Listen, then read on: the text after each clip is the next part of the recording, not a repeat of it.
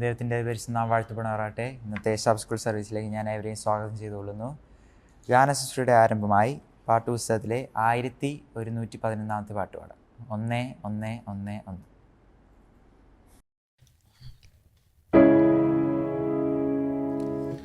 ആയിരങ്ങൾ വീണാലും പതിനായിരങ്ങൾ വീണാലും വലയമായി നിന്നെന്നെ കാത്തിടുവാൻ ദൈവദൂതന്മാരുണ്ടരികിൽ. അസാധ്യമായി എനിക്കൊന്നുമില്ലല്ലോ, സർവശക്തനാം ദൈവം എൻ്റെ കൂടെയുണ്ടല്ലോ. സകലവും ഇന്നെനിക്കു സാധ്യമാക്കുവാൻ എൻ്റെ യേശുവിൻ്റെ അത്ഭുതമാം നാമമുണ്ടല്ലോ. എൻ്റെ യേശുവിൻ്റെ അത്ഭുതമാം നാമമുണ്ടല്ലോ. ആയുധങ്ങൾ ഫലിക്കയില്ല, ഒരു തോൽവിയും ഇനി വരികയില്ല. എന്നെ ശക്തനായി മാറ്റിടുവാൻ ആത്മബലം എൻ്റെ ഉള്ളിലുള്ളതാ. അസാധ്യമായി എനിക്കൊന്നുമില്ലല്ലോ, സർവശക്തനാം ദൈവം എൻ്റെ കൂടെയുണ്ടല്ലോ. സകലവും ഇന്നെനിക്കു സാധ്യമാക്കുവാൻ എൻ്റെ യേശുവിൻ്റെ അത്ഭുതമാം നാമമുണ്ടല്ലോ. എൻ്റെ യേശുവിൻ്റെ അത്ഭുതമാം നാമമുണ്ടല്ലോ. തിന്മയതൊന്നും വരികയില്ല, എല്ലാം നന്മയ്ക്കായി തീർന്നിടുമേ. ബാധയതൊന്നും അടുക്കയില്ല, എൻ്റെ ഭവനത്തിൽ ദൈവമുണ്ടെന്നും. അസാധ്യമായി എനിക്കൊന്നുമില്ലല്ലോ, സർവശക്തനാം ദൈവം എൻ്റെ കൂടെയുണ്ടല്ലോ. സകലവും ഇന്നെനിക്കു സാധ്യമാക്കുവാൻ എൻ്റെ യേശുവിൻ്റെ അത്ഭുതമാം നാമമുണ്ടല്ലോ. എൻ്റെ യേശുവിൻ്റെ അത്ഭുതമാം നാമമുണ്ടല്ലോ. അടുത്തതായി 975 പാട്ട് പാടാം. 975.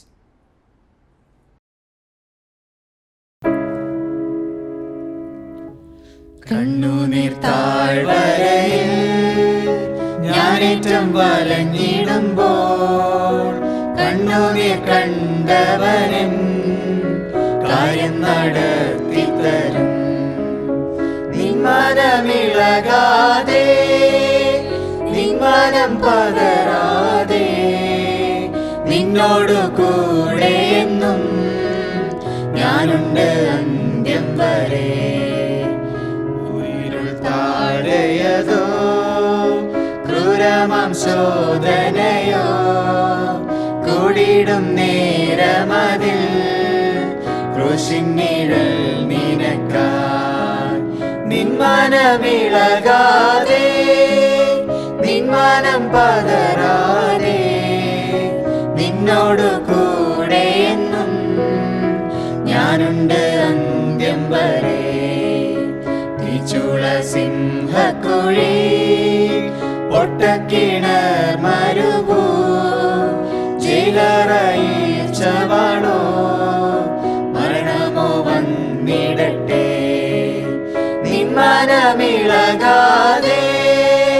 നിന്മനം പതരാതെ നിന്നോടു കൂടെ എന്നും ഞാനുണ്ട് അന്ത്യം വരെ. കാലങ്ങൾ കാത്തിടണോ കാന്ത നിന്നാഗമനം, കഷ്ടത തീർന്നിടുവാൻ കാലങ്ങളേറെയില്ല. നിന്മനമിളകാതെ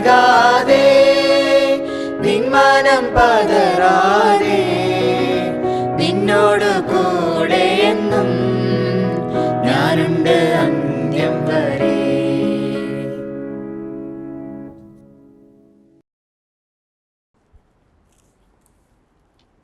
ദൈവനാമത്തിന് മഹത്വം ഉണ്ടാകട്ടെ. ഇന്നിവിടെ കൂടി വന്നിരിക്കുന്ന ഏവരെയും ദൈവത്തിൻ്റെ നാമത്തിൽ സ്വാഗതം ചെയ്തുകൊള്ളുന്നു. അടിയങ്ങളെ ശ്രവിച്ചുകൊണ്ടിരിക്കുന്ന ഏവരെയും ഈ ദിവ്യ ശബദ് ആരാധനയിലേക്ക് നിങ്ങളെ സ്വാഗതം ചെയ്തുകൊള്ളുന്നു. ആരാധനയുടെ അനുഗ്രഹമായിട്ട് സങ്കീർത്തനങ്ങൾ 148 1 മുതൽ 5 വരെ വായിക്കുവാൻ ആഗ്രഹിക്കുന്നു. യഹോവയെ സ്തുതിപ്പിൻ, സ്വർഗത്തിൽ നിന്നും യഹോവയെ സ്തുതിപ്പിൻ, ഉന്നതങ്ങളിൽ അവനെ സ്തുതിപ്പിൻ, അവൻ്റെ സകല ദൂതന്മാരുമായുള്ളവരെ അവനെ സ്തുതിപ്പിൻ. അവൻ്റെ സർവ്വസൈന്യവുമേ അവനെ സ്തുതിപ്പിൻ. സൂര്യചന്ദ്രന്മാരെ അവനെ സ്തുതിപ്പിൻ. പ്രകാശമുള്ള സകല നക്ഷത്രങ്ങളുമായുള്ളവയെ അവനെ സ്തുതിപ്പിൻ. സ്വർഗാതിസ്വർഗവും ആകാശത്തിന് മീതെയുള്ള വെള്ളവും ആയുള്ളവയെ അവനെ സ്തുതിപ്പിൻ. അവൻ കൽപ്പിച്ചിട്ട് അവ സൃഷ്ടിക്കപ്പെട്ടിരിക്കയാൽ അവ യഹോവയുടെ നാമത്തെ സ്തുതിക്കട്ടെ. ഈ തിരുവചനങ്ങളാൽ ദൈവം നമ്മളെ ഓരോരുത്തരെ അനുഗ്രഹിക്കുമാറാകട്ടെ. നമ്മുടെ സാബത്ത് സ്കൂളിൻ്റെ ആരംഭമായിട്ട് നമുക്ക് 176 പാട്ട് പാടാം.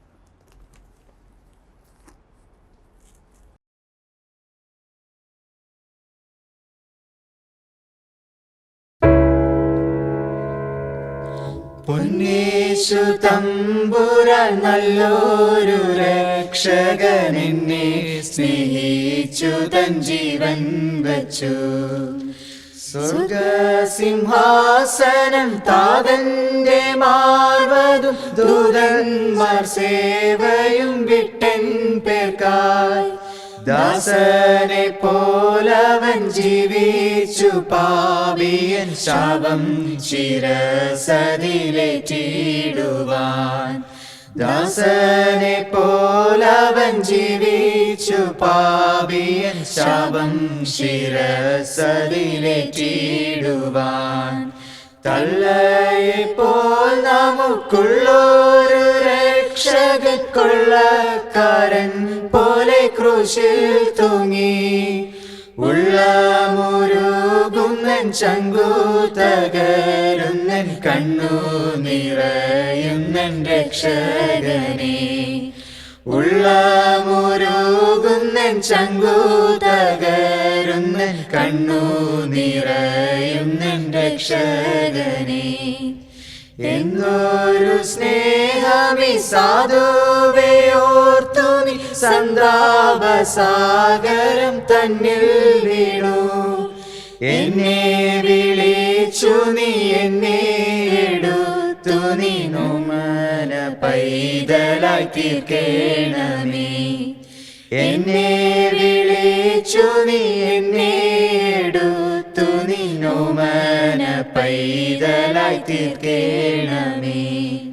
കർത്താവു വേഗത്തിൽ മേഘങ്ങളിൽ കോടി ദൂതന്മാർപ്പുമായി വന്നിടുമ്പോൾ, എന്നിൽ കനിഞ്ഞെന്നെ മാർവോടണച്ചെന്റെ സങ്കടം തീർക്കണം രക്ഷകനെ.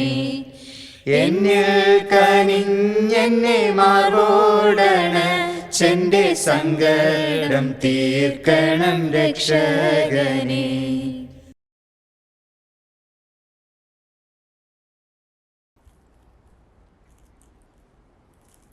പ്രാർത്ഥിക്കാം. അടിയങ്ങളോട് സ്നേഹിക്കുന്ന വാഴ്ത്തപ്പെട്ട നല്ല ദൈവത്തിന് നാമത്തിനോട് സ്തോത്രം ചെയ്യുന്ന കർത്താവേ. ദൈവമേ, ഈ ഒരു ശബ്ദത്തിൽ അടിയങ്ങൾക്ക് ഇവിടെ വരുവാൻ സഹായിച്ച കൃപയ്ക്കാൻ നന്ദിയോട് സ്തോത്രം ചെയ്യുന്ന കർത്താവേ. ഇവിടെ കൂടി വന്നിരിക്കുന്ന ഏവരെയും തിരുസന്നിധിയിലേക്ക് താഴ്ത്തി സമർപ്പിക്കുന്ന കർത്താവേ. ദൈവമേ, അടിയങ്ങൾ ശുശ്രൂഷയുടെ ഓരോ ഘട്ടങ്ങളിലും ദൈവത്തിൻ്റെ കൃപ അവിടുന്ന് കൂടെ ഇരിക്കുമാറാകണമേ എന്ന് പ്രാർത്ഥിക്കുന്നു കർത്താവേ. ദൈവമേ, സഭയിൽ വരുവാൻ കഴിയാത്തവരെ ഓർത്ത് പ്രാർത്ഥിക്കുന്നു. അവരായിരിക്കുന്ന സ്ഥാനത്ത് ദൈവത്തിൻ്റെ കൃപയും കരുതലും കാവലും കൂടെ ഇരിക്കുമാറാകണമേ എന്ന് പ്രാർത്ഥിക്കുന്നു കർത്താവേ. മുമ്പോട്ടുള്ള ഓരോ സമയങ്ങളിലും ദൈവത്തിനെ കൂടുതലായിട്ട് അറിഞ്ഞ് ജീവിക്കുവാനും ദൈവത്തിൻ്റെ അടുത്തേക്ക് കൂടുതൽ അടുത്ത് ജീവിക്കുവാനും ദൈവമേ അടിയങ്ങളെ അവിടുന്ന് സഹായിക്കുമാറാകണമേ എന്ന് പ്രാർത്ഥിക്കുന്നു കർത്താവേ. തുടർന്നുള്ള ഓരോ ശുശ്രൂഷകളിലും ദൈവത്തിൻ്റെ കൃപയും കരുതലും കാവലും കൂടി ഇരിക്കുമാറാകണമേ എന്ന് പ്രാർത്ഥിക്കുന്നു കർത്താവേ. രോഗത്തിലും ബുദ്ധിമുട്ടുകളിലും പ്രയാസത്തിലുമായിരിക്കുന്ന ദൈവമക്കളെ തിരുസന്നിധിയിലേക്ക് താഴ്ത്തി സമർപ്പിക്കുകയാണ് കർത്താവേ. ആരായിരിക്കുന്ന സ്ഥാനത്ത് അപ്പച്ചൻ്റെ വചനങ്ങളെ അയച്ച് ദൈവമേ അവർക്ക് ആശ്വാസം പകർന്ന് നൽകുമാറാകണമേ എന്ന് പ്രാർത്ഥിക്കുന്നു കർത്താവേ. ഇന്നിവിടെ ശുശ്രൂഷ നിർവഹിക്കുന്ന എല്ലാ ദൈവമക്കളെയും അപ്പച്ചൻ്റെ തിരുസന്നിധിയിലേക്ക് താഴ്ത്തി സമർപ്പിക്കുകയാണ് കർത്താവേ. അടിയങ്ങൾക്ക് അനുഗ്രഹപ്രദമായിട്ടൊരു ദൈവമേ ഒരു ശബത്ത് ആരാധന അടിയങ്ങൾക്ക് ലഭിക്കാനും അത് അടിയങ്ങളുടെ ജീവിതത്തിൽ മുമ്പോട്ടുള്ള ഓരോ കാര്യാദികളിലും ദൈവമേ അവിടുന്ന് കൂടെ ഇരിക്കുമാറാകണമെന്ന് പ്രാർത്ഥിക്കുന്നു കർത്താവേ. പ്രാർത്ഥിച്ചായിട്ടുള്ള എല്ലാ കാര്യങ്ങളെയും അപ്പച്ചൻ്റെ തിരുസന്നിധിയിലേക്ക് താഴ്ത്തി സമർപ്പിക്കുന്നു. കൃപയുടെ കേൾക്കണമേ സ്വർഗ്ഗസ്ഥ പിതാവാം ദൈവമേ. ആമേൻ.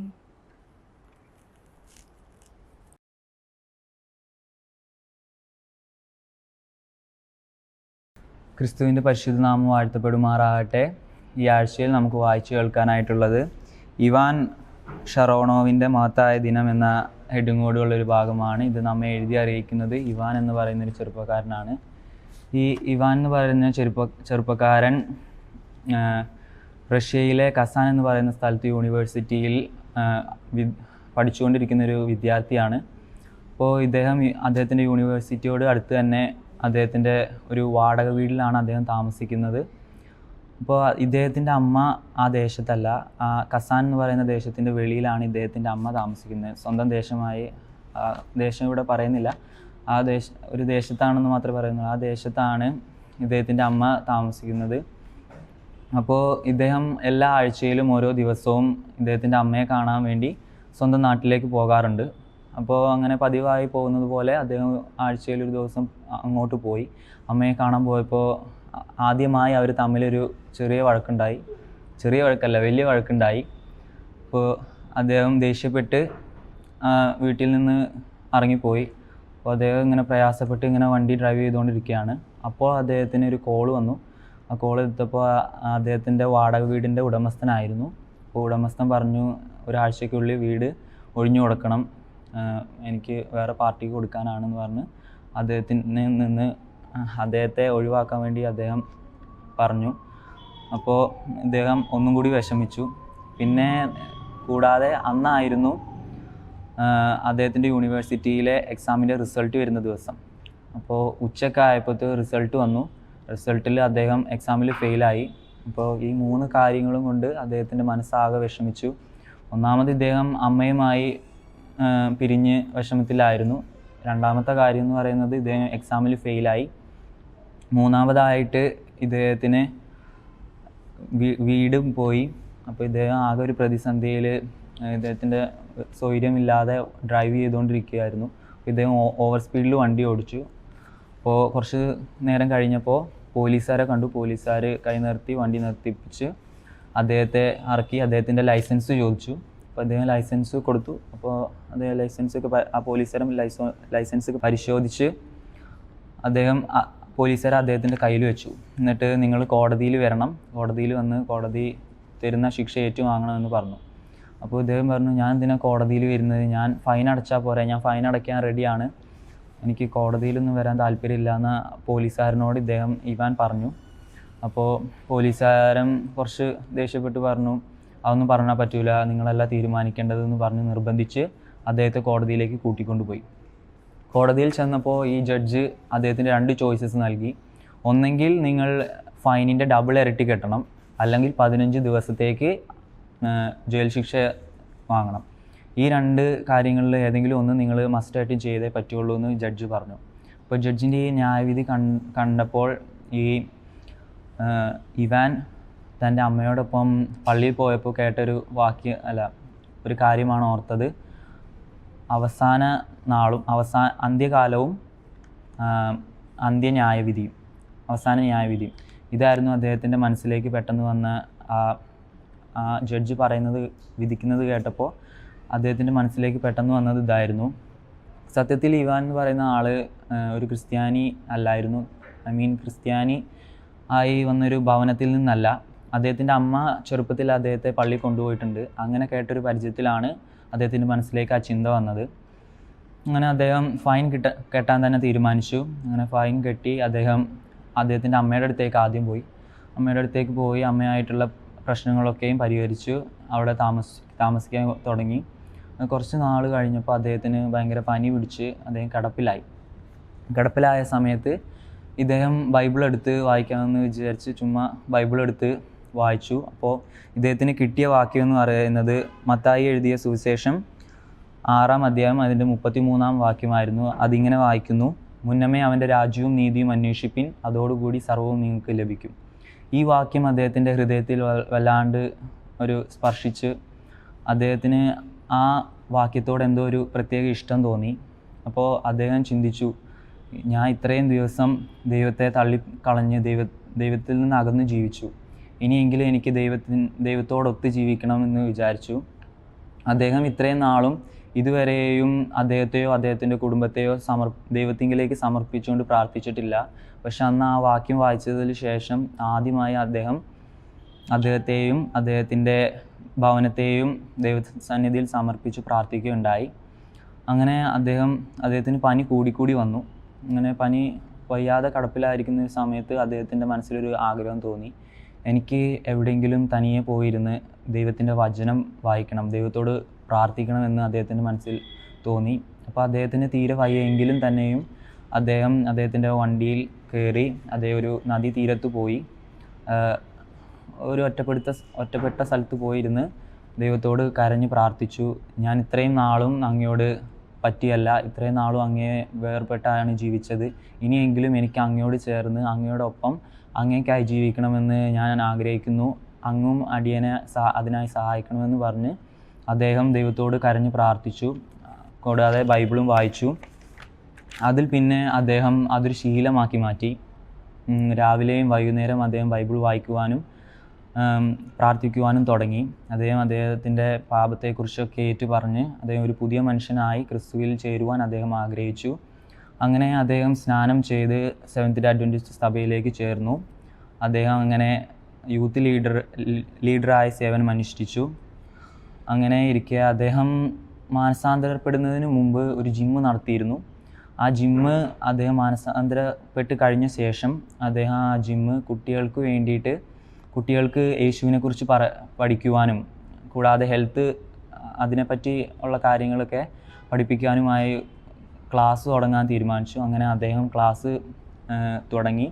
അങ്ങനെ 20ഓളം കുട്ടികൾ ആ ക്ലാസ്സിൽ ഇപ്പോൾ പങ്കെടുക്കുന്നു. അതിനകത്ത് 16-കാരിയായ ഒരു പെൺകുട്ടി സ്നാനം ചെയ്ത് സെവൻത് ഡേ അഡ്വൻറ്റിസ്റ്റ് സഭയോട് ചേർന്നിരിക്കുകയാണ്. അങ്ങനെ യൂണിവേഴ്സിറ്റിയിൽ നിന്ന് അദ്ദേഹത്തിന് ഒരു എൻജിനീയറിംഗ് ബിരുദം കരസ്ഥമാക്കുകയുണ്ടായി. പക്ഷേ അദ്ദേഹം അത് സ്വീകരിക്കാതെ അദ്ദേഹം ദൈവശാസ്ത്രം പഠിക്കുവാൻ ആഗ്രഹിച്ച് ഒരു പാസ്റ്റർ ആകുവാൻ തീരുമാനിച്ചു. അങ്ങനെ അദ്ദേഹം ദൈവത്തിനായി തന്നെ പൂർണ്ണമായി സമർപ്പിച്ചുകൊണ്ട് ഇപ്പോൾ ജീവിക്കുന്നു. ഇപ്പോൾ അദ്ദേഹം സെവോസ്കിയിലെ അഡ്വൻറ്റിസ്റ്റ് യൂണിവേഴ്സിറ്റിയിൽ ചേർന്ന് പഠിക്കുന്ന 3-ാം വർഷ വിദ്യാർത്ഥിയാണ്. അദ്ദേഹം ഇപ്പോൾ ക്രിസ്തുവിൽ പൂർണ്ണമായി ചേരാൻ തയ്യാറെടുത്തുകൊണ്ടിരിക്കുകയാണ്. അദ്ദേഹം പണ്ടത്തെ കാര്യങ്ങളെക്കുറിച്ചൊന്നും ആലോചിക്കാൻ ഇഷ്ടപ്പെടാറില്ല. പക്ഷേ വല്ലപ്പോഴെങ്കിലും അദ്ദേഹം ഓർക്കും, ആ ദിവസങ്ങളില്ലായിരുന്നെങ്കിൽ എനിക്ക് ദൈവത്തോട് അടുക്കുവാൻ ഇപ്പോൾ സാധിക്കുകയില്ലായിരിക്കുമെന്ന്. ഈ ക്വാർട്ടറിലെ 13-ാം വാര കാണിക്കയുടെ ഒരു ഭാഗം സെവോസ്കിയിലെ സ്കൂളിൽ മനോഹരമായ ഒരു കെട്ടിടം പണിയുന്നതിനായി ഉപകരിക്കപ്പെടുന്നതാണ്. അതിനായി നിങ്ങളുടെ ഏവരുടെയും ഔദാര്യമായി നൽകുന്ന കാണിക്കയെ നൽകി അവരെ സഹായിക്കണം. നിങ്ങളുടെ കാണിക്കകൾക്ക് നന്ദി പറഞ്ഞുകൊണ്ട് ഈ മിഷൻ റിപ്പോർട്ട് ഇവിടെ അവസാനിക്കുന്നു. ദൈവം നമ്മെ അനുഗ്രഹിച്ച് വഴി നടത്തുമാറാകട്ടെ. ആമേൻ.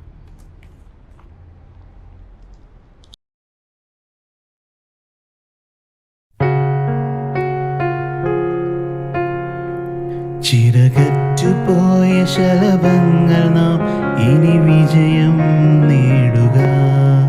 പറയാതെ വന്ന ഈ മാരിയെ നാം ഒന്നായി നേരിടാം. ദൂരെയാകുമെൻ ബന്ധങ്ങൾ, ഇനി നാളുകൾ ഓർമ്മകൾ മാഞ്ഞിടാതുള്ളിൽ വിങ്ങുമെൻ നൊമ്പരം ബാക്കിയായി മാറുമോ എൻ വേദനകൾ.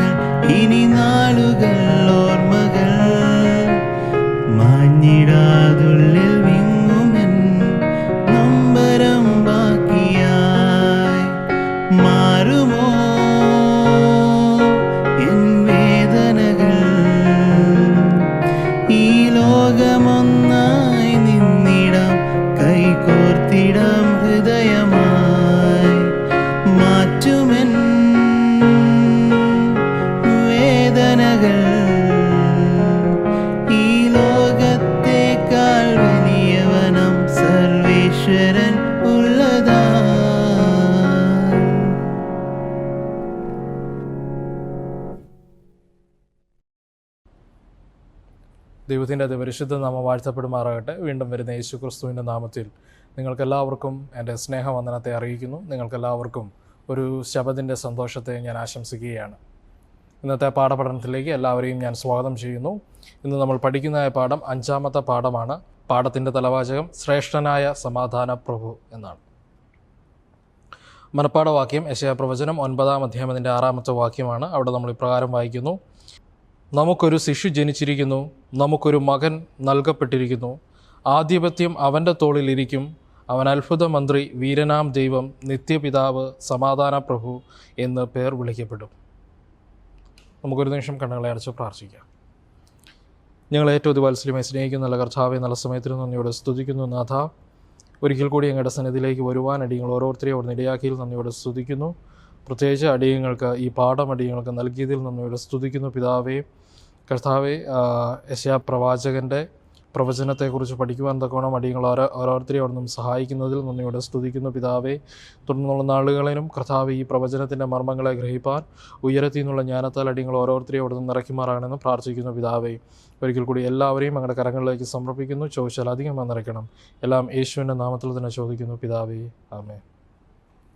ഈ ആഴ്ചയിൽ നമ്മൾ ചിന്തിക്കുന്നത് ശ്രേഷ്ഠനായ സമാധാന പ്രഭു എന്നുള്ളതായ ഭാഗത്തെക്കുറിച്ചാണ്.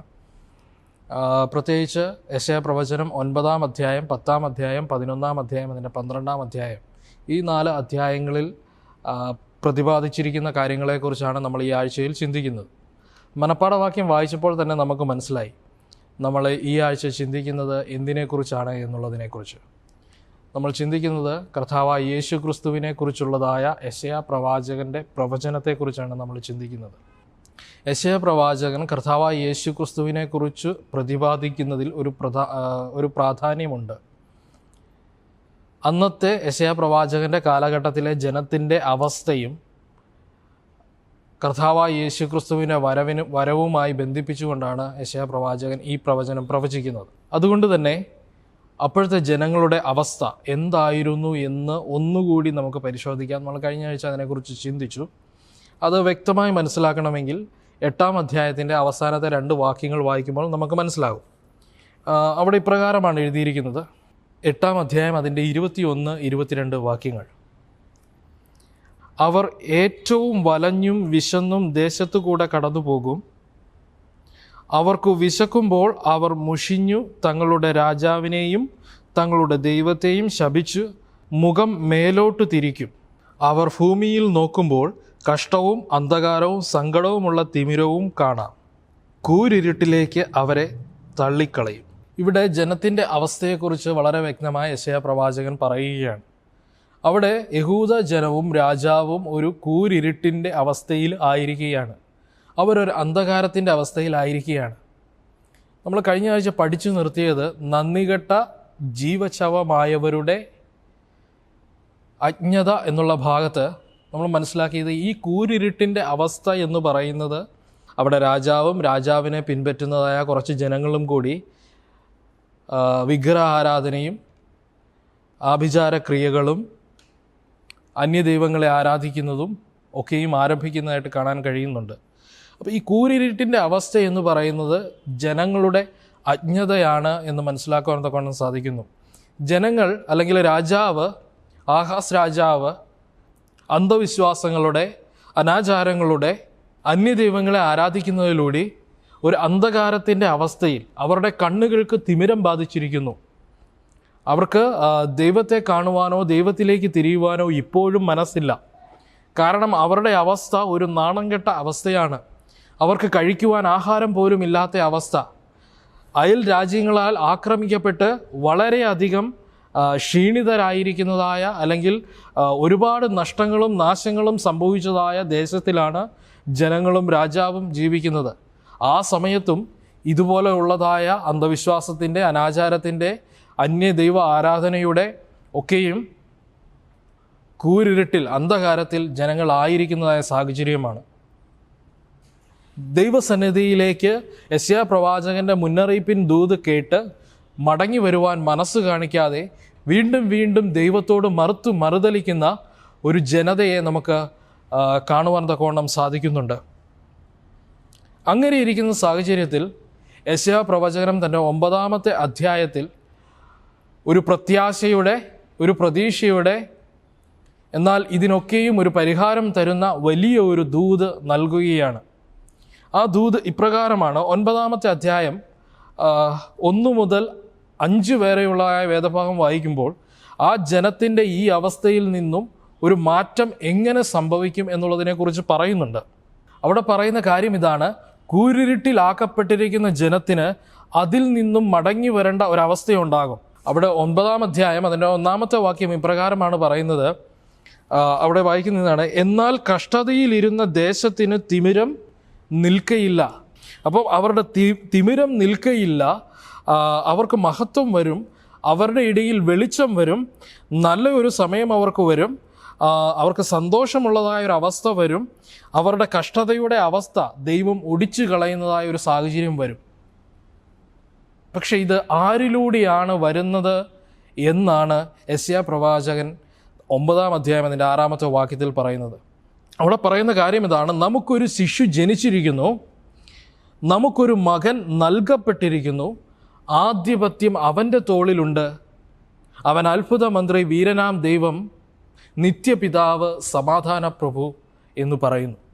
അപ്പോൾ ഈ ശിശുവിലൂടെയാണ്, അല്ലെങ്കിൽ നമുക്ക് നൽകപ്പെട്ടിരിക്കുന്ന ഈ മകനിലൂടെയാണ് യഹൂദ ജനത്തിനും ഈ ലോകത്തിനും രക്ഷ വരാൻ പോകുന്നത്, അവർക്ക് നന്മ വരാൻ പോകുന്നത്, അവരുടെ ഈ അവസ്ഥയ്ക്കൊരു മാറ്റം വരാൻ പോകുന്നത് എന്ന് വളരെ വ്യക്തമായി പറയുന്നു. നമുക്കറിയാം, ഇത് കർത്താവായ യേശു ക്രിസ്തുവിൻ്റെ വരവിനെക്കുറിച്ചും ഈ ശിശു അല്ലെങ്കിൽ ഈ മകൻ, നൽകപ്പെട്ട മകൻ കർത്താവായ യേശു ക്രിസ്തു ആണ് എന്ന് നമ്മൾ ചിന്തിച്ചു. ഇവിടെ കർത്താവായ യേശു ക്രിസ്തുവിനെ കുറിച്ചാണ് ഇവിടെ പറയുന്നത് എന്ന് തെളിയിക്കുന്നതായ ചില കാര്യങ്ങൾ ഈ പ്രവചനം നിവൃത്തിയായതുമായി ബന്ധപ്പെടുത്തിക്കൊണ്ട് നമ്മൾ ചിന്തിക്കുവാൻ തക്കവണ്ണം പോവുകയാണ്. ഇവിടെ പറയുന്നത് ഈ ഒരവസ്ഥയ്ക്ക് മാറ്റം വരും എന്ന് പറയുന്നുണ്ട്. അതിനുശേഷം ഇത് എപ്പോഴാണ് സംഭവിക്കുന്നത് എന്നുള്ളതിനെക്കുറിച്ച് പറയുന്നുണ്ട്. എവിടെ നിന്നാണ് ഇത് ആരംഭിക്കുന്നത് എന്നുള്ളതിനെക്കുറിച്ച് പറയുന്നുണ്ട്. എന്താണ് സംഭവിക്കുക എന്നുള്ളതിനെക്കുറിച്ചും വളരെ വ്യക്തമായി പറയുന്നുണ്ട്. 9-ാം അധ്യായം അതിൻ്റെ 1-2 വാക്യങ്ങൾ ഞാൻ വായിക്കാം. എന്നാൽ കഷ്ടതയിൽ ഇരുന്ന ദേശത്തിന് തിമിരം നിൽക്കുകയില്ല. പണ്ട് അവൻ സെബൂലൂൺ ദേശത്തിനും നഫ്താലി ദേശത്തിനും ഹീനത വരുത്തിയെങ്കിലും പിന്നത്തേതിൽ അവൻ കടൽ വഴിയായി യോർദാൻ അക്കരെയുള്ള ജാതികളുടെ മണ്ഡലത്തിന് മഹത്വം വരുത്തും. ഇരുട്ടിൽ നടന്ന ജനം വലിയൊരു വെളിച്ചം കണ്ട് അന്ധതമസുള്ള ദേശത്തു പാർത്തവരുടെ മേൽ പ്രകാശം ശോഭിക്കും. നമ്മൾ ചരിത്രം പഠിച്ചപ്പോൾ നമുക്ക് മനസ്സിലായ ഒരു കാര്യമുണ്ട്. ആഹാസിൻ്റെ സമ്മാനം വാങ്ങി തിഗ്ലത് പെലേസർ മൂന്നാമൻ ഇസ്രായേൽ ജനത്തെ നശിപ്പിക്കുവാനായി വളരെ വേഗത്തിൽ ചെന്നപ്പോൾ, നമ്മൾ പഠിച്ചു 2 വർഷം കൊണ്ട് വളരെ വേഗത്തിലാണ് ഇസ്രായേലിനെയും ആരാമിനെയും നശിപ്പിക്കുന്നത്, പിടിച്ചടക്കുന്നത്. അതിൽ ആദ്യം തിഗ്ലത് പെലേസർ മൂന്നാമൻ പിടിച്ചടക്കിയ ദേശങ്ങളെക്കുറിച്ച് 2 രാജാക്കന്മാർ 15-ാം അധ്യായം അതിൻ്റെ 29-ാമത്തെ വാക്യത്തിൽ വളരെ വ്യക്തമായി പറയുന്നുണ്ട്. അവിടെ കുറേ ദേശങ്ങളെക്കുറിച്ച് പറയുന്നുണ്ട്. അവിടെ പറയുന്നത് ഗിലെയാദിനെയും നഫ്താലി ദേശത്തിനെയും ഗലീല ദേശത്തിനെയും അതിൻ്റെ ചുറ്റുമുള്ളതായ കുറച്ച് ദേശങ്ങളെയും തിഗ്ലത് പെലേസർ മൂന്നാമൻ പിടിച്ചടക്കി എന്ന് കാണാൻ തക്കോണം സാധിക്കുന്നുണ്ട്. പൂർണ്ണമായും തിഗ്ലത് പെലേസർ മൂന്നാമൻ ആ ദേശങ്ങളെ അസീരിയൻ സാമ്രാജ്യത്തോട് കൂട്ടിച്ചേർത്തു എന്ന് വളരെ വ്യക്തമായി കാണാൻ കഴിയുന്നുണ്ട്. അതിനുശേഷം ഇസ്രായേൽ ജനത്തിൻ്റെ ഇസ്രായേൽ രാജ്യത്തിലെ മറ്റുള്ള ദേശങ്ങളിലെ എല്ലാ ഭാഗങ്ങളിലും അല്ലെങ്കിൽ ഒട്ടുമിക്ക ഭാഗങ്ങളിലും കൊള്ളയടിച്ച് വളരെ വേഗത്തിൽ ആരാം രാജ്യത്തേക്ക് കടന്നു പോകുന്നതായിട്ടാണ് നമ്മൾ പഠിച്ചത്. അപ്പം ആദ്യം നശിപ്പിക്കപ്പെട്ടതായ സ്ഥലം അത് ഗിലെയാദും ഗലീലയും നഫ്താലി ദേശവും അതിന് ചുറ്റുമുള്ളതായ പ്രദേശങ്ങളുമാണ് എന്ന് കാണാൻ തക്കവണ്ണം സാധിക്കുന്നു. നമ്മൾ ചരിത്രത്തിൽ നിന്നും മനസ്സിലാക്കിയ കാര്യം ഇതാണ്. അപ്പോൾ ഇവിടെ പറയുന്നത് ഈ ദേശത്തിലാണ് ആദ്യം എന്ത് ചെയ്യുന്നത്, ഈ ദേശത്തിലാണ് ആദ്യം അവരുടെ ഇരുട്ടിൻ്റെ അവസ്ഥയ്ക്ക് ഒരു മാറ്റം സംഭവിക്കുന്നത്, അവർക്ക് വെളിച്ചം വരുന്നത് എന്ന് കാണാൻ തക്കവണ്ണം സാധിക്കുന്നു. ഈ പ്രവചനം നിവൃത്തിയായതായിട്ട് നമുക്ക് കാണാൻ കഴിയുന്നത് സുവിശേഷങ്ങളിലാണ്. മത്തായിയുടെ സുവിശേഷവും ലൂക്കോസിൻ്റെ സുവിശേഷവും ഒക്കെ പരിശോധിക്കുമ്പോൾ നമുക്കത് കാണാൻ തക്കവണ്ണം സാധിക്കുന്നുണ്ട്. പ്രത്യേകിച്ച് മത്തായി എഴുതിയ സുവിശേഷം 4-ാം അധ്യായം അതിൻ്റെ 24-ാമത്തെ വാക്യം വായിക്കുമ്പോഴും ഒക്കെ നമുക്ക് മനസ്സിലാക്കുന്ന ഒരു കാര്യം, കർത്താവായ യേശു ക്രിസ്തുവിൻ്റെ ശുശ്രൂഷ ആരംഭിക്കുന്നത്, പ്രത്യേകിച്ച് ശിഷ്യന്മാരെ തിരഞ്ഞെടുക്കുന്നത് ഒക്കെയും ഗലീല ദേശത്ത് ആണ് എന്ന് കാണാൻ തക്കവണ്ണം സാധിക്കുന്നുണ്ട്. അപ്പം ഈ പ്രവചനത്തിൻ്റെ നിവൃത്തി ഇത് കർത്താവായ യേശു ക്രിസ്തുവിനെ കുറിച്ച് തന്നെയാണ് പറയുന്നത് എന്ന് നമ്മളെ ബോധ്യപ്പെടുത്തുന്ന ഒന്നാമത്തെ കാര്യം ഇവിടെ വളരെ വ്യക്തമായി പറയുന്നു. ഇത് നഫ്താലി ദേശത്തും അതുപോലെ തന്നെ സെബൂലോൻ ദേശത്തും പിന്നെ കടൽ വഴിയായി യോർദാനിലക്കരെയുള്ള ജാതികളുടെ മണ്ഡലത്തിലുമാണ് ആരംഭിക്കുന്നത് എന്ന് പറയുമ്പോൾ അത് ഗലീലയിൽ ആണ് എന്ന് നമുക്ക് മനസ്സിലാക്കുവാൻ തക്കവണ്ണം സാധിക്കുന്നു. ഈ ഗലീലയിൽ കർത്താവായ യേശു ക്രിസ്തുവിൻ്റെ ശുശ്രൂഷ ആരംഭിക്കുകയാണ്. അതിലൂടെ നമുക്ക് മനസ്സിലാക്കുന്നത് ഈ പ്രവചനം കർത്താവായ യേശു ക്രിസ്തുവിൻ്റെ ജനനത്തെയും ശുശ്രൂഷയും കുറിച്ച് തന്നെയാണ്. രണ്ടാമത്തെ കാര്യം, കർത്താവായ യേശു ക്രിസ്തുവിൻ്റെ ശുശ്രൂഷയുടെ ആരംഭ കാലഘട്ടത്തിൽ, പ്രത്യേകിച്ച് മത്തായി 4-ാം അധ്യായം അതിൻ്റെ 24-ാം വാക്യത്തിൽ വളരെ വ്യക്തമായി പറയുന്നു എന്തായിരുന്നു കർത്താവായ യേശു ക്രിസ്തു ചെയ്തു പോന്നിരുന്ന ശുശ്രൂഷയെന്ന്. നമുക്കറിയാം, കർത്താവായ യേശു ക്രിസ്തുവിൻ്റെ ആദ്യ അത്ഭുത പ്രവൃത്തി എന്ന് പറയുന്ന കാനായിലെ കല്യാണത്തിന് വെള്ളം വീഞ്ഞാക്കിയതാണ്. അത് ദൈവത്തിൻ്റെ നാമം മഹത്വപ്പെടുന്നതിന് വേണ്ടി, കർത്താവായ യേശു ക്രിസ്തുവിനെ ജനം തിരിച്ചറിയുന്നതിന് വേണ്ടിയാണ് എന്ന് കാണാൻ തക്കവണ്ണം സാധിക്കുന്നു. എന്നാൽ ഗലീലയിലുള്ള തൻ്റെ ശുശ്രൂഷയിൽ ചെയ്തു പോന്നിരുന്ന ശുശ്രൂഷകൾ ഇവയൊക്കെയായിരുന്നു. 4-ാം അധ്യായം 24-ാമത്തെ വാക്യം വായിക്കുമ്പോൾ ഭൂതഗ്രസ്തരെ സൗഖ്യമാക്കുന്നു, അതുപോലെ ചന്ദ്രരോഗികളെ സൗഖ്യമാക്കുന്നു, പക്ഷപാതക്കാരെ സൗഖ്യമാക്കുന്നതായിട്ട് കാണാൻ തക്കവണ്ണം സാധിക്കുന്നുണ്ട്.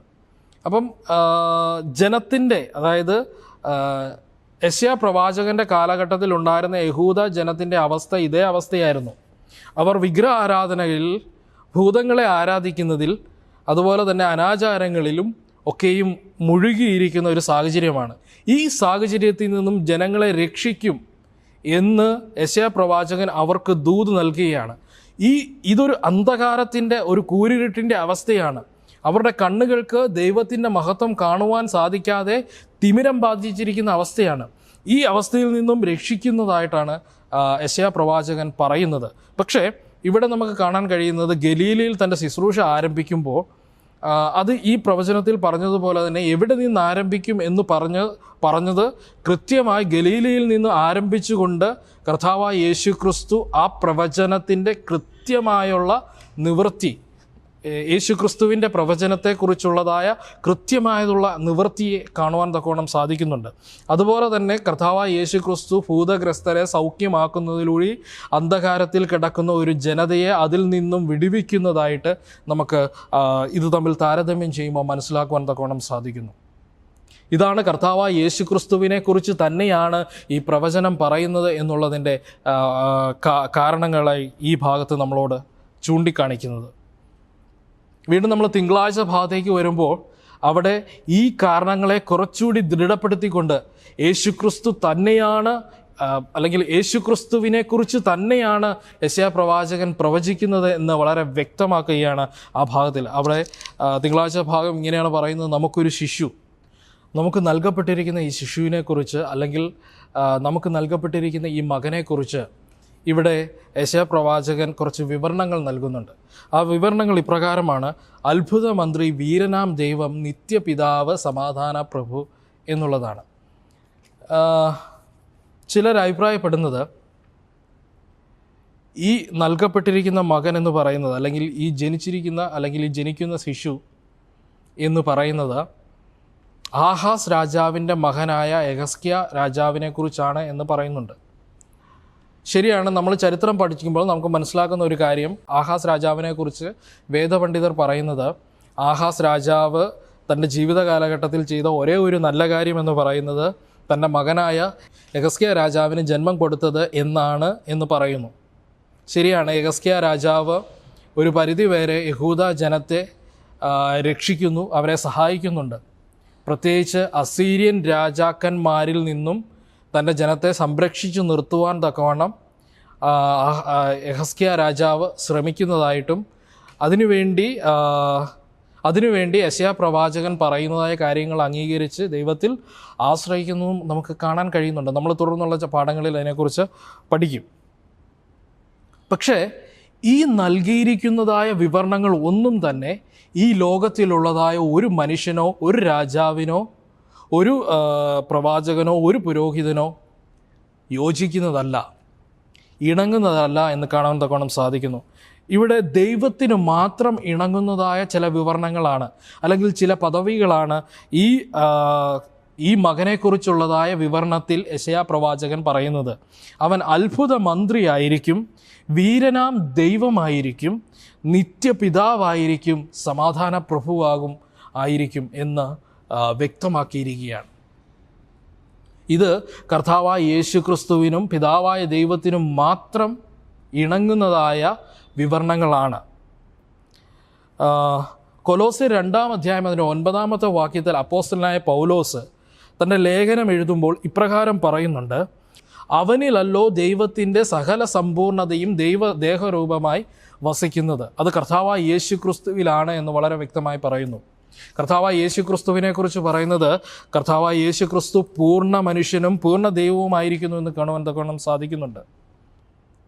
നമ്മൾ വേദപുസ്തകം പഠിക്കുമ്പോൾ കർത്താവായ യേശു ക്രിസ്തുവിനെ കുറിച്ച് ഇപ്രകാരമാണ് പറഞ്ഞിരിക്കുന്നത്: അവൻ ദൈവത്തോടുള്ളതായ സമത്വം മുറുകെ പിടിക്കാതെ തന്നെത്താൻ താഴ്ത്തി മനുഷ്യനായി ഈ ഭൂമിയിൽ വെളിപ്പെട്ടു എന്ന് കാണാൻ തക്കവണ്ണം സാധിക്കുന്നു. അപ്പം ദൈവത്തോട് സമനാണ് കർത്താവായ യേശു ക്രിസ്തു. കർത്താവായ യേശു ക്രിസ്തുവിൽ ദൈവത്തിൻ്റെ സകല സമ്പൂർണതയും ദേഹരൂപമായി വസിക്കുന്നു എന്ന് പറഞ്ഞിരിക്കുന്നു. മത്തായി 28-ാം അധ്യായം അതിൻ്റെ 18-ാമത്തെ വാക്യം നമുക്ക് വായിക്കുമ്പോൾ അവിടെ കർത്താവായ യേശു ക്രിസ്തു ഈ ഭൂമിയിൽ തൻ്റെ ശിഷ്യന്മാർക്ക് വലിയ ഒരു ദൗത്യത്തെ കൊടുക്കുന്നതായിട്ട് നമുക്ക് കാണാൻ കഴിയുന്നുണ്ട്. അവിടെ കർത്താവായ യേശു ക്രിസ്തു തന്നെ ഇത് സാക്ഷീകരിക്കുകയാണ്. അവിടെ പറയാണ്: സ്വർഗത്തിലും ഭൂമിയിലും എനിക്ക് സകല അധികാരവും നൽകപ്പെട്ടിരിക്കുന്നു. അതുകൊണ്ട് ഞാൻ നിങ്ങളോട് പറയുന്നു, നിങ്ങൾ പോയി ഈ സുവിശേഷം എല്ലാവരോടും അറിയിക്കാൻ പറയുന്നുണ്ട്. അപ്പം ഇത് കർത്താവായ യേശു ക്രിസ്തുവിന് മാത്രം ഇണങ്ങുന്നതായ ഒരു വിവരണമാണ് എന്ന് വളരെ വ്യക്തമായി മനസ്സിലാക്കുവാൻ തക്കവണ്ണം സാധിക്കുന്നുണ്ട്. അപ്പം ഈ ഭാഗത്ത് നിന്ന് നമ്മൾ ഉറപ്പിച്ച് പറയേണ്ടത് ഇത് ഈ ഭൂമിയിലുള്ള മറ്റ് രാജാക്കന്മാരെക്കുറിച്ചോ അല്ലെങ്കിൽ മറ്റ് പുരോഹിതന്മാരെക്കുറിച്ചോ അല്ലെങ്കിൽ വേറൊരു പ്രവാചകൻ രക്ഷിക്കാൻ വരും എന്നുള്ളതിനെക്കുറിച്ചോ അല്ല പറയുന്നത്. ഇത് മിശിഹ വരുന്നതിനെക്കുറിച്ച് തന്നെയാണ് പറയുന്നത്.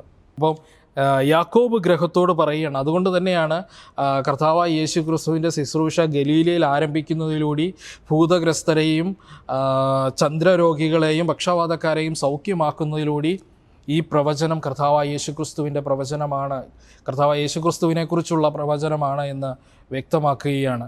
അതുപോലെ അവിടെ കൊടുത്തിരിക്കുന്ന വിവരണങ്ങൾ മറ്റാർക്കും യോജിക്കുന്നതല്ല, കർത്താവായ യേശു ക്രിസ്തുവിന് മാത്രം യോജിക്കുന്നതാണ് എന്ന് നമുക്ക് മനസ്സിലാക്കുവാൻ തക്കവണ്ണം സാധിക്കുന്നു.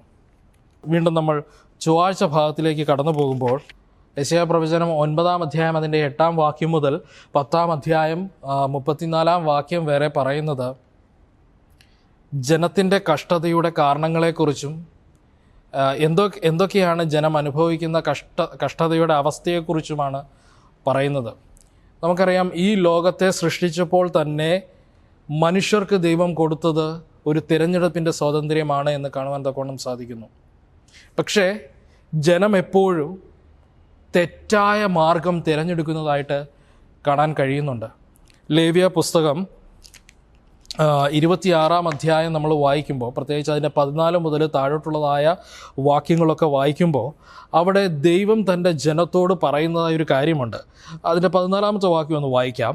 എന്നാൽ നിങ്ങൾ എൻ്റെ വാക്ക് കേൾക്കാതെയും ഈ കൽപ്പനകളെ ഒക്കെയും പ്രമാണിക്കാതെയും എൻ്റെ ചട്ടങ്ങൾ ധിക്കരിച്ച് നിങ്ങളുടെ ഉള്ളം എൻ്റെ വിധികളെ വെറുത്തു. നിങ്ങൾ എൻ്റെ കൽപ്പനകളെ ഒക്കെയും പ്രമാണിക്കാതെ എൻ്റെ നിയമം ലംഘിച്ചാൽ ഞാൻ ഇങ്ങനെ നിങ്ങളോട് ചെയ്യും. തുടർന്ന് നമ്മൾ വായിക്കുമ്പോൾ എന്തൊക്കെയാണ് നിങ്ങൾ ഈ നിയമം ലംഘിക്കുന്നത് കൊണ്ട് നിങ്ങൾക്ക് സംഭവിക്കാൻ പോകുന്നത് എന്നുള്ളതിനെക്കുറിച്ച് പറയുന്നുണ്ട്. അവിടെ നമ്മളൊന്ന് ചുരുക്കി പറയുകയാണെങ്കിൽ അവിടെ പറയുന്ന കാര്യങ്ങൾ ഇതാണ്: അവർക്ക് രോഗം ബാധിക്കും, അവർക്ക് വേദനയുണ്ടാകും, യാതനയുണ്ടാകും, ഭയമുണ്ടാകും, ശത്രുക്കളുടെ ആക്രമണമുണ്ടാകും, ശത്രുക്കളുടെ വാളിന് അവർ ഇരയായിത്തീരും, ദേശത്ത് വിളവുണ്ടാകുകയില്ല. അല്ലെങ്കിൽ അവരുടെ വൃക്ഷങ്ങൾ കായ്ക്കാതിരിക്കും, അവർക്ക് കഴിക്കാൻ ആഹാരമില്ലാത്തതായ അവസ്ഥയാകും. ഇപ്പോൾ യഹൂദ ജനത്തിൻ്റെ അവസ്ഥ, ഇപ്പോൾ ഇസ്രായേൽ ജനത്തിൻ്റെ അവസ്ഥ, അല്ലെങ്കിൽ ഇപ്പോൾ നമ്മൾ യാക്കോബ് ഗൃഹത്തിൻ്റെ അവസ്ഥ പരിശോധിക്കുമ്പോൾ അവർ ദൈവവുമായി ചെയ്തിട്ടുള്ളതായ ഉടമ്പടി ലംഘിച്ച് ദൈവത്തിൽ നിന്ന് അകന്നു പോയപ്പോൾ ഇപ്പോൾ അവർക്ക് ഈ രീതിയിലുള്ളതായ കഷ്ടതകൾ വന്നുകൊണ്ടിരിക്കുകയാണ്. അവിടെ വേദനയുണ്ട്, അവിടെ ശത്രുക്കളുടെ ആക്രമണമുണ്ട്, അവിടെ കഴിക്കുവാൻ അവർക്ക് ആഹാരമില്ലാത്ത അവസ്ഥയാണ്. വളരെ നാണം കെട്ട, വളരെ വേദനയുള്ള ഒരു അവസ്ഥയിലേക്ക് അവർ കടന്നു പോയിക്കൊണ്ടിരിക്കുകയാണ്. അപ്പോൾ ഈ ഒരു സാഹചര്യത്തിലും മനുഷ്യർ, അല്ലെങ്കിൽ പ്രത്യേകിച്ച് യഹൂദ ജനം ചെയ്യുന്നത് എന്താണ് എന്ന് വളരെ വ്യക്തമായി 9-ാം അധ്യായം അതിൻ്റെ 13-ാമത്തെ വാക്യത്തിൽ പറയുന്നുണ്ട്. അവിടെ പറയുന്നു, എന്നിട്ടും ജനം തങ്ങളെ അടിക്കുന്നുവെങ്കിലേക്ക് തിരിയുന്നില്ല, സൈന്യങ്ങളുടെ യഹോവയെ അന്വേഷിക്കുന്നുമില്ല. ഇത്രയും മോശമായ അവസ്ഥയിൽ പോലും അവരെന്ത് ചെയ്യുന്നില്ല, ദൈവത്തിലേക്ക് തിരിയുന്നില്ല എന്ന് കാണാൻ തക്കവണ്ണം സാധിക്കുന്നു. അതുകൊണ്ട് തന്നെ യെശയ്യാ പ്രവചനം 10-ാം അധ്യായം അതിൻ്റെ 21-ാമത്തെ വാക്യത്തിലേക്ക് പറയുകയാണ്, ഈ പ്രവൃത്തി കൊണ്ട്, അല്ലെങ്കിൽ ഈ പ്രവൃത്തികൾ കൊണ്ട് നിങ്ങൾക്കൊരിക്കലും രക്ഷ നേടുവാൻ തക്കവണ്ണം സാധിക്കത്തില്ല. നിങ്ങൾ ദൈവത്തിൽ ആശ്രയിച്ചില്ല എങ്കിൽ, ദൈവത്തിലേക്ക് മടങ്ങി വന്നില്ല എങ്കിൽ നിങ്ങൾക്ക് വിടുതൽ ഉണ്ടാവുകയില്ല. നിങ്ങൾ വീണ്ടും വീണ്ടും നാശത്തിലേക്ക് പോവുകയും നിങ്ങൾ അടിമത്തത്തിലേക്ക് പോവുകയും ചെയ്യും. 10-ാം അധ്യായം അതിൻ്റെ 21-ാമത്തെ വാക്യം വായിക്കുന്നത്, എന്നിട്ട് ഒരു ശേഷിപ്പ് മടങ്ങി വരും, യാക്കോബിൻ്റെ ശേഷിപ്പ് വീരനാം ദൈവത്തിങ്കിലേക്ക് മടങ്ങി വരും. ഇവിടെ പറയാണ്, ഒരു ശേഷിപ്പ് മടങ്ങി വരും, യാക്കോബിൻ്റെ ശേഷിപ്പ് വീരനാം ദൈവത്തിങ്കിലേക്ക് മടങ്ങി വരും എന്ന് വളരെ വ്യക്തമായി പറയുന്നു. അതായത് യഹൂദ ജനം അടിമത്തത്തിൽ പോകുമെന്നും ഒരു ശേഷിപ്പ് മടങ്ങി വരും എന്നുള്ളതിനെക്കുറിച്ച് പറയുകയാണ്. അപ്പോൾ ഒരു തെരഞ്ഞെടുപ്പിൻ്റെ സ്വാതന്ത്ര്യം തൻ്റെ ജനത്തിന് കൊടുത്തിട്ട് എല്ലാ കാലഘട്ടത്തിലും ജനം തെറ്റായ രീതി തിരഞ്ഞെടുക്കുകയും അതിൻ്റെ പരിണത ഫലം അവർ അനുഭവിക്കുകയും ചെയ്യുന്നതായിട്ട് കാണാൻ കഴിയുന്നുണ്ട്. അതുകൊണ്ട് തന്നെ പറയുകയാണ്, നിങ്ങൾ അടിമത്തത്തിലേക്ക് പോവുകയും ഒരു ശേഷിപ്പ് മടങ്ങി വരികയും ചെയ്യും എന്ന് പറയുകയാണ്. നമ്മൾ ചരിത്രം പഠിക്കുമ്പോൾ നമുക്ക് മനസ്സിലാക്കാൻ തക്കവണ്ണം സാധിക്കുന്നത്, യെഹസ്കിയ രാജാവ് ഒരു പരിധിവരെ അശൂർ രാജാവിൽ നിന്നും അവരെ സംരക്ഷിച്ചു നിർത്തുകയാണ്. എന്നാൽ അശൂർ രാജാക്കന്മാർ ഇസ്രായേൽ ജനത്തിൻ്റെ ഒട്ടുമിക്ക ദേശങ്ങളും പിടിച്ചടക്കുന്നു. യഹൂദയെ യെഹസ്കിയ രാജാവ് ഒരു പരിധിവരെ സംരക്ഷിച്ചു നിർത്തുന്നു എങ്കിലും ബാബിലോൺ രാജാവിൻ്റെ കാലഘട്ടത്തിൽ ബാബിലോൺ സാമ്രാജ്യം അവരെയും അടിമകളായി കൊണ്ടുപോകുന്നതായിട്ട് കാണാൻ കഴിയുന്നുണ്ട്. അങ്ങനെ ബാബിലോൺ സാമ്രാജ്യത്തിൽ അവർ അടിമകളായി ജീവിക്കുകയാണ്. അതിനുശേഷം ഒരു ശേഷിപ്പ് മടങ്ങി വന്ന് ദേവാലയം പണിയുന്നത് നമുക്ക് ചരിത്രത്തിൽ നിന്ന് മനസ്സിലാക്കാൻ തക്കവണ്ണം സാധിക്കുന്നു. അതിനുശേഷമാണ് കർത്താവായ യേശു ക്രിസ്തുവിൻ്റെ വരവ് എന്ന് നമുക്ക് വളരെ വ്യക്തമായി മനസ്സിലാക്കുന്നു. ഈ യേശു ക്രിസ്തുവിനെക്കുറിച്ച് കൂടുതലായി യെശയ്യാ പ്രവചനം 11-ാം അധ്യായത്തിൽ പറയുന്നുണ്ട്.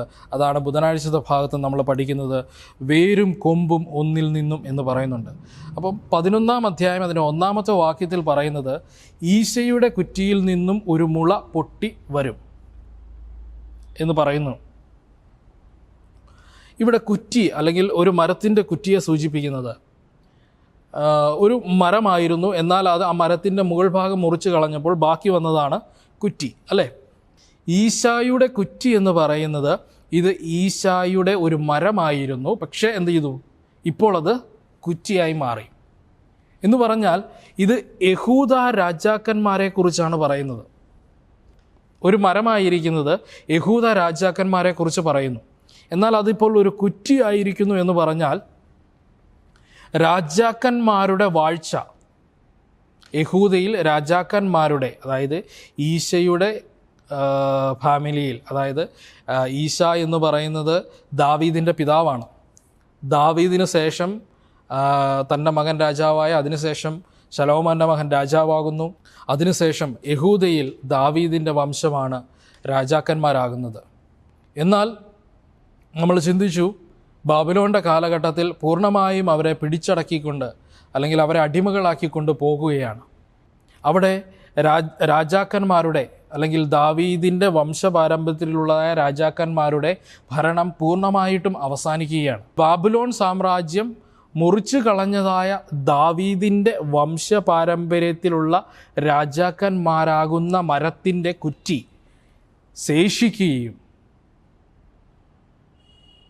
അതിൽ നിന്നും കർത്താവായ യേശുക്രിസ്തു ആകുന്ന മുളച്ചു വരികയും ചെയ്യുമെന്ന് ഇവിടെ വളരെ വ്യക്തമായിട്ട് പറയുന്നു.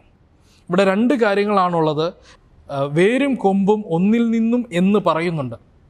അപ്പോൾ ഈ കുറ്റിയിൽ വേരുണ്ട്, അതിൽ നിന്നും ഒരു മുള പൊട്ടിമുളച്ചു വരുന്നു.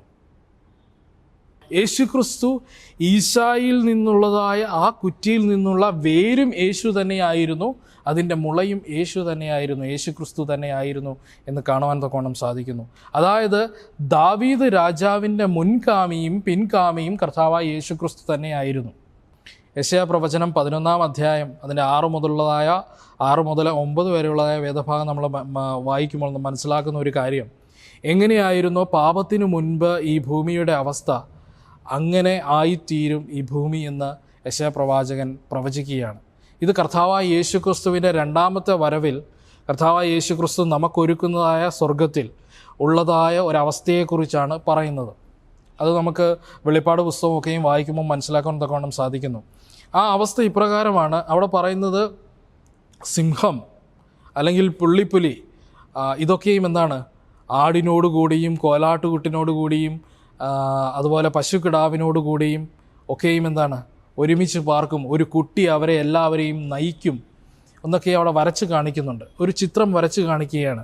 സിംഹവും കുട്ടിയും അല്ലെങ്കിൽ സിംഹവും പുലിയും ആടും കോലാട്ടുകൊറ്റനും പശുവും ബാലസിംഹവും കൊച്ചു കുട്ടികളൊക്കെയും ഒരുമിച്ച് ഒരു സ്ഥലത്ത് സമാധാനത്തോടു കൂടി ഇരിക്കുന്നതിനെക്കുറിച്ചാണ് അവിടെ പറയുന്നത്. ഏദൻ തോട്ടത്തിൽ പാപത്തിനു മുൻപ് ഉണ്ടായിരുന്ന ഒരു സമാധാനം അത് പുനഃസ്ഥാപിക്കുവാൻ കഴിയുന്നത് കർത്താവായ യേശുക്രിസ്തുവിന് മാത്രമാണ് എന്ന് വളരെ വ്യക്തമായിട്ട് ഇവിടെ പറയുകയാണ്. വീണ്ടും നമ്മൾ വ്യാഴാഴ്ച ഭാഗത്തിലേക്ക് കടന്നു വരുമ്പോൾ നീ എന്നെ ആശ്വസിപ്പിച്ചു എന്ന് തലവാചകത്തോടെ യെശയ്യാ പ്രവചനം 12-ാം അധ്യായം, ചെറിയൊരധ്യായം 1 മുതൽ 6 വരെയുള്ളതായ വാക്യങ്ങൾ, ഒരുപക്ഷെ അത് നമുക്ക് വായിക്കുമ്പോൾ മനസ്സിലാക്കാൻ തക്കവണ്ണം സാധിക്കുന്നു. അതൊരു അധ്യായമല്ല, അത് യെശയ്യാ പ്രവാചകൻ്റെ ഒരു പാട്ടാണ് എന്ന് കാണുവാൻ തക്കവണ്ണം സാധിക്കുന്നു. ദൈവത്തെ മഹത്വപ്പെടുത്തിക്കൊണ്ട് ദൈവത്തെ സ്തുതിച്ചുകൊണ്ട് യെശയ്യാ പ്രവാചകൻ പാടുന്നതായ ഒരു പാട്ടാണ്.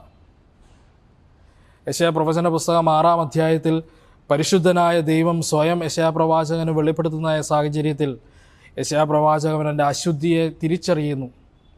ഇവിടെ കർത്താവായ യേശു ക്രിസ്തുവിനെ കുറിച്ചുള്ളതായ പ്രവചനം യെശയ്യാ പ്രവാചകന് നൽകുമ്പോൾ, ആ യെശയ്യാ പ്രവാചകനിലൂടെ ജനത്തിനും നൽകുമ്പോൾ യെശയ്യാ പ്രവാചകൻ അതിൻ്റെ മഹത്വത്തെക്കുറിച്ച് തിരിച്ചറിയുകയും ആ രക്ഷകനായ യേശുവിനെക്കുറിച്ച് ദൈവത്തെക്കുറിച്ച് സ്തുതിച്ചുകൊണ്ട് പാടുന്നതായ ഒരു പാട്ടാണ് യെശയ്യാ പ്രവചനം 12-ാം അധ്യായം. ഇവിടെ യേശു എന്ന പേരിൻ്റെ അർത്ഥം യഹോവ എൻ്റെ രക്ഷയാകുന്നു. അത് വ്യക്തമാക്കുന്നത് നമ്മുടെ വചനം പഠിക്കുമ്പോൾ നമുക്ക് മനസ്സിലാക്കുന്ന ഒരു കാര്യം, യേശു എല്ലാ കാലത്തും നമ്മുടെ രക്ഷകനായിരിക്കും. അവൻ നമ്മളോട് കൂടെ എപ്പോഴും ഉണ്ടായിരിക്കും. അവൻ നമ്മുടെ ഇടയിൽ നമുക്ക് വേണ്ടി അത്ഭുതങ്ങൾ ചെയ്യുന്നു. പൂർണ്ണ മനുഷ്യനായി നമ്മുടെ ഇടയിലേക്ക് വന്ന് നമ്മളോടൊപ്പം പാർക്കുന്നു.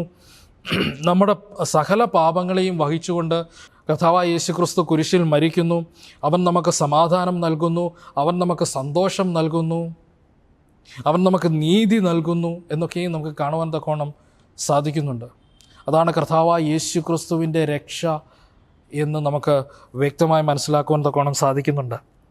അപ്പോസ്തല പ്രവൃത്തികൾ 4-ാം അധ്യായം അതിൻ്റെ 12-ാമത്തെ വാക്യം വായിക്കുമ്പോൾ അവിടെ ഇപ്രകാരമാണ് പറയുന്നത്, മറ്റൊരുത്തിനും രക്ഷയില്ല, നാം രക്ഷിക്കപ്പെടുവാൻ ആകാശത്തിന് കീഴിൽ മനുഷ്യരുടെ ഇടയിൽ നൽകപ്പെട്ട വേറൊരു നാമവുമില്ല, അത് യേശുക്രിസ്തു എന്ന നാമം മാത്രമാണ്. ഇവിടെ യെശയ്യാ പ്രവാചകൻ തൻ്റെ ജനത്തോട് പറയുകയാണ്, ഈ യേശുക്രിസ്തുവിൻ്റെ പ്രവൃത്തി കൊണ്ട് മാത്രമേ നിങ്ങൾക്കിനി രക്ഷയുള്ളൂ. കാരണം നിങ്ങളുടെ പ്രവൃത്തികളൊന്നും നിങ്ങളെ രക്ഷിക്കുന്നില്ല. നിങ്ങൾ അന്ധകാരത്തിലായിരിക്കുകയാണ്, നിങ്ങൾ അനാചാരങ്ങളിലായിരിക്കുകയാണ്, നിങ്ങൾ അന്യദൈവങ്ങളെ ആരാധിക്കുന്നതായ അവസ്ഥയിലായിരിക്കുകയാണ്, നിങ്ങളുടെ കണ്ണുകൾക്ക് തിമിരം ബാധിച്ചിരിക്കുകയാണ്, നിങ്ങൾക്ക് ദൈവത്തിൻ്റെ മഹത്വത്തെ കാണുവാൻ തക്കോണം സാധിക്കുന്നില്ല. നമ്മുടെ പ്രവൃത്തികളൊന്നും നമ്മുടെ രക്ഷയ്ക്ക് കാരണമായി തീരുന്നില്ല. കർത്താവായ യേശു ക്രിസ്തുവിൻ്റെ കൃപയും കരുണയും കൊണ്ട് മാത്രമാണ് എന്ന് നമുക്ക് വളരെ വ്യക്തമായി മനസ്സിലാക്കാൻ തക്കോണം സാധിക്കുന്നു. പക്ഷേ നമ്മൾ ചെയ്യേണ്ടത് കർത്താവായ യേശു ക്രിസ്തുവിനെ സ്വന്തം രക്ഷിതാവായി ഏറ്റെടുക്കുക. നമ്മൾ കർത്താവായ യേശു ക്രിസ്തുവിൽ ആശ്രയിക്കുവാനുള്ളതായ മനസ്സ് കാണിക്കുക. ഈ പാഠം പഠിക്കുമ്പോഴും നമ്മൾ മനസ്സിലാക്കിയിരിക്കേണ്ടതായ ഒരു കാര്യം, മറ്റൊരുത്തിനിലും നമുക്ക് രക്ഷയില്ല. നമുക്ക് രക്ഷിക്കപ്പെടുവാൻ ഈ ആകാശത്തിൻ്റെ കീഴിൽ നൽകപ്പെട്ടതായ ഒരേ ഒരു നാമമേ ഉള്ളൂ, അത് കർത്താവായ യേശു ക്രിസ്തു തന്നെയാണ്. ആഹാസ് രാജാവിനെ പോലെ ഈ ലോകത്തിൻ്റെ അധികാരികളോട്, ഈ ലോകത്തിലുള്ളവരോട് ആശ്രയം വെക്കുകയാണ്. അതൊക്കെയും താൽക്കാലികമായ ആശ്രയമാണ്. അവിടേക്കും താൽക്കാലികമായ രക്ഷയെ നമുക്കുള്ളൂ എന്ന് കാണുവാൻ തക്കവണ്ണം സാധിക്കുന്നു. പക്ഷെ നമുക്ക് സമാധാനം തരുന്നത്, നമുക്ക് നിത്യമായ സമാധാനം തരുന്നത്, നമുക്ക് നിത്യമായ സൗഖ്യം തരുന്നത്, നമുക്ക് നിത്യമായ രക്ഷ നൽകുന്നത് കർത്താവായ യേശു ക്രിസ്തുവിലൂടെ മാത്രമാണ് എന്ന് വളരെ വ്യക്തമായി നമ്മളെ ഇവിടെ ഓർമ്മിപ്പിക്കുകയാണ്. നമ്മൾ പലപ്പോഴും ഈ ലോകത്തിൽ സമാധാനത്തിനായി, സൗഖ്യത്തിനായി, സന്തോഷത്തിനായി, നീതിക്കായി ഒക്കെയും നമ്മൾ ഈ ലോകത്തിലെ പ്രഭുക്കന്മാരെ ആശ്രയിക്കുന്നതായിട്ട് കാണാൻ തക്കവണ്ണം സാധിക്കുന്നുണ്ട്. ഈ ലോകത്തിലെ നമ്മളോട് സമനായ പച്ചയായ മനുഷ്യരെ നമ്മൾ ആശ്രയിക്കുന്നതായിട്ട് കാണുവാൻ തക്കവണ്ണം സാധിക്കുന്നുണ്ട്. പക്ഷെ ദൈവം പറയാണ്, സന്തോഷത്തിന്, സമാധാനത്തിന്, സൗഖ്യത്തിന് നമ്മൾ ആശ്രയിക്കേണ്ടത് ദൈവത്തിൽ മാത്രമാണ് എന്ന് വളരെ വ്യക്തമായി കാണുന്നു. ദൈവത്തിൻ്റെ സമാധാനം നമുക്ക് ലഭിപ്പാനും ആ സമാധാനം മറ്റുള്ളവർക്ക് പകർന്നു കൊടുക്കുവാനും നമുക്ക് സാധിക്കണം. നമ്മൾ സഭയിലാകട്ടെ, വീട്ടിലാകട്ടെ, സമൂഹത്തിലാകട്ടെ സമാധാനം ഇല്ലാതാക്കുന്നവരാകാതെ സമാധാനം ഉണ്ടാക്കുന്നവരായിരിക്കാൻ അതിനുവേണ്ടി ഞാൻ ദൈവത്തോട് പ്രാർത്ഥിക്കുന്നു. ദൈവം നിങ്ങൾ ഓരോരുത്തരെയും അനുഗ്രഹിക്കുമാറാകട്ടെ. ആമേൻ. ഇന്നത്തെ സബ് സ്കൂൾ ശുശ്രൂഷയുടെ അവസാനമായി സത്യപ്രതിഭ ഗാനങ്ങളിലെ 939 പാട്ട് പാടാം. 939.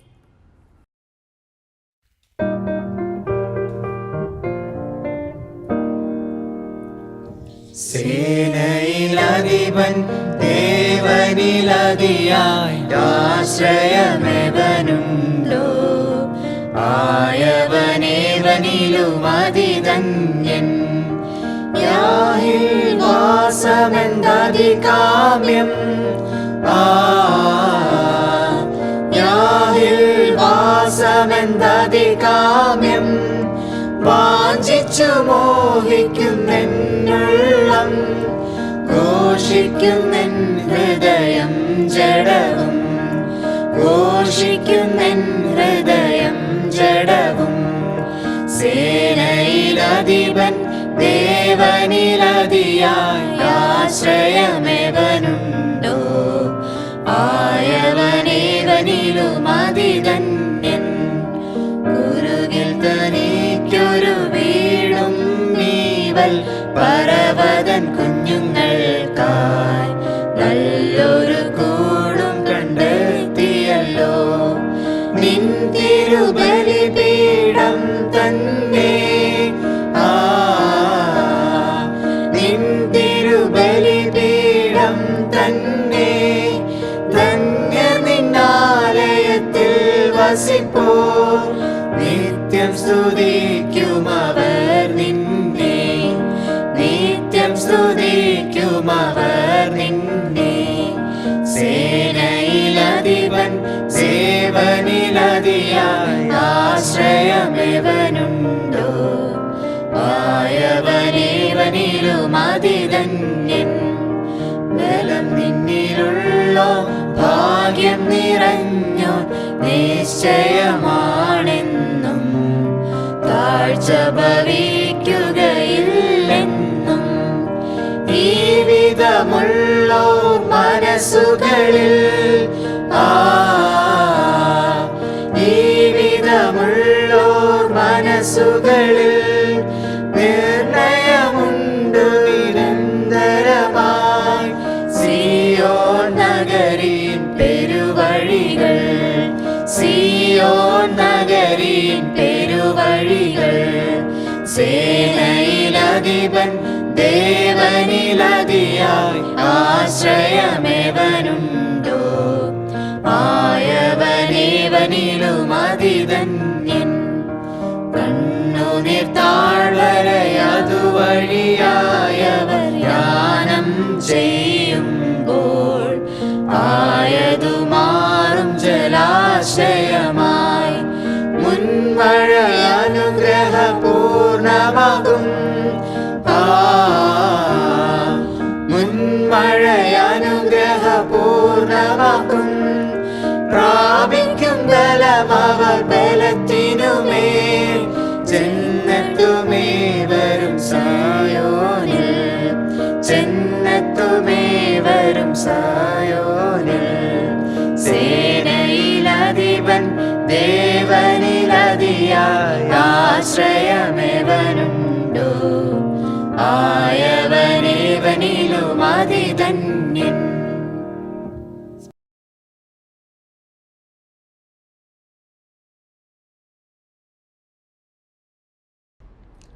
സ്വർഗസ്ഥനായ അടിയങ്ങൾ വാഴ്ത്തപ്പെട്ട നല്ല പിതാവേ, ഈ നല്ല സമയത്തിനായി തിരുനാമത്തിന് അടിയങ്ങൾ നന്ദിയോടെ സ്തോത്രം ചെയ്യുന്നു. ഇന്ന് ഈ ശബദിൻ്റെ പകൽക്കാലത്തിൽ ഒരിക്കൽ കൂടി അങ്ങയുടെ സന്നിധിയിൽ വരുവാനും അങ്ങേക്ക് നല്ല പാട്ടുകൾ പാടുവാനും അങ്ങയുടെ മാറ്റമില്ലാത്ത വചനത്തെ കേൾപ്പാനും തക്കവണ്ണം അടിയങ്ങളെ കൂട്ടിവരുത്തിയ വലിയ സ്നേഹത്തിനായി തിരുനാമത്തിന് നന്ദിയോടെ സ്തോത്രം ചെയ്യുന്നു. അടിയങ്ങളെ അങ്ങ് ഇത്രത്തോളം അനുഗ്രഹിച്ചാൽ നന്ദിയോടെ സ്തോത്രം ചെയ്യുന്നു. ഇതുവരെ നടന്ന ശാബത്ത് സ്കൂൾ ശുശ്രൂഷകളിലെല്ലാം അങ്ങ് കൂടെ ഇരുന്നതിനായി നന്ദിയോടെ സ്തോത്രം ചെയ്യുന്നു. തുടർന്നുള്ള ശുശ്രൂഷകളിലും അങ്ങയുടെ കൃപയും സാന്നിധ്യത്തോടും ഉണ്ടായിരിക്കണമേ എന്ന് പ്രാർത്ഥിക്കുന്നു. ഇന്ന് പള്ളിയിൽ നിന്ന് അടിയങ്ങൾ പോകുമ്പോൾ നല്ലൊരു ഉണർവിൽ ആത്മീയ വരം ലഭിച്ചവരായി കാണപ്പെടുവാൻ അടിയങ്ങൾ അവിടെ ഇടയാക്കണമേ എന്ന് പ്രാർത്ഥിക്കുന്നു. പ്രത്യേകിച്ച് ഡിവൈൻ സർവീസിനായി പ്രാർത്ഥിക്കുന്നു. അങ്ങ് അത് അനുഗ്രഹിക്കുമാറാകണമേ എന്ന് പ്രാർത്ഥിക്കുന്നു. അതിന് നേതൃത്വം വഹിക്കുന്ന നിൻ്റെ മക്കളെ ഓർത്ത് പ്രാർത്ഥിക്കുന്നു. അങ്ങ് അനുഗ്രഹിക്കുമാറാകണമേ. ഇന്ന് നിൻ്റെ ദാസനിലൂടെ അടിയങ്ങൾക്ക് ക്രിസ്തുവിൻ്റെ വചനം കേൾപ്പാൻ, ക്രിസ്തുവിൻ്റെ ശബ്ദത്തെ കേൾപ്പാൻ അടിയങ്ങൾ അവിടെ ഇടയാക്കണമേ എന്ന് പ്രാർത്ഥിക്കുന്നു. അങ്ങയുടെ ആലോചന കൊണ്ട് നിൻ്റെ മകനെ അവിടെ നിറയ്ക്കുമാറാകണമേ എന്ന് പ്രാർത്ഥിക്കുന്നു. കേൾവിക്കാരായിരിക്കുന്ന അടിയങ്ങളെ ഓർത്ത് പ്രാർത്ഥിക്കുന്നു. അടിയങ്ങളത് ഒരു ചെവിയിലൂടെ കേട്ട് മറ്റു ചെവി കൂടെ വിടുന്നവരാകാതെ ഹൃദയത്തിൻ്റെ പലകകളിൽ എഴുതി വെളുപ്പാൻ, അതിന് പ്രകാരം അടിയങ്ങൾ ജീവിപ്പാൻ അങ്ങയുടെ ആക്കണമേ എന്ന് പ്രാർത്ഥിക്കുന്നു. ചോദിച്ചാലുപരി നന്മകളെ കൊണ്ട് നിറയ്ക്കണമേ. കൂടെ ഇരുന്ന് വഴി നടത്തണമേ. സർവ്വവും അടിയങ്ങൾക്കായി കാൽവരി ക്രൂശിങ്കൽ യാഗമായി മാറിയ അടിയങ്ങൾ പൊന്നേശു തമ്പുരാൻ്റെ നാമത്തിൽ താഴ്മയോടെ യാചിക്കുന്നു. കൃപയുടെ ഉത്തരം അല്ലണമേ. ആമേൻ.